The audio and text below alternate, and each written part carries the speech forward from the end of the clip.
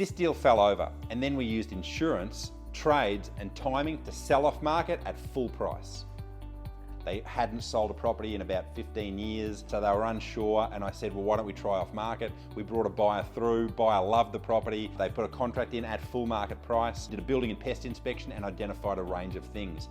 Hail damage on the roof, bathroom that needed water repairs, that had water leaking into another area, and the back of the house's retaining wall needed some work. Owner was distraught because they needed to sell, they didn't have the money to do the work. So that particular deal fell over. With this particular property, it was about capitalising on an insurance claim and then reducing the cost to actually get the work done still at the same level. And so one of the challenges is that the insurance claim included removing the solar and putting it back on, but the property was not going to have any more value having a 7-year solar panel sitting on a roof. So we removed the solar panel, and then we didn't actually need to get it put back on, which means the insurance company didn't need to replace the solar.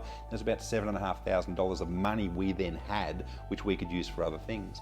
We had all of the shade sails taken off and put back on. So we got a handyman to give us a quote to do that, and that handyman quote was $500, and the insurance had quoted $4,500. So there's another $4,500 we had. So we had about $11,500, which we used to get the bathroom fixed. I got a full bathroom demolished, re-waterproofed, re-tiled, new shower screens or shower screen pulled off and put back on, looked amazing. We did that for $3,200. That's probably a $7,000, $8,000 job in an insurance company's mind. And then the floors, we had somebody come in and do the demolition. It cost $1,500 to do the demolition. We chose a really nice product, had a great company come in and actually do the floors. We negotiated on quotes because we have very good relationships with those tradespeople. We got the floors put down, then we got a roofer to come and redo the roof, and all of that was done within the same money that we were actually paid by the owner was paid by the insurance company. So these are small little loopholes or techniques in order to be able to solve problems, and not necessarily by spending more money on them, but just being creative and understanding the ways to navigate those elements of property transactions.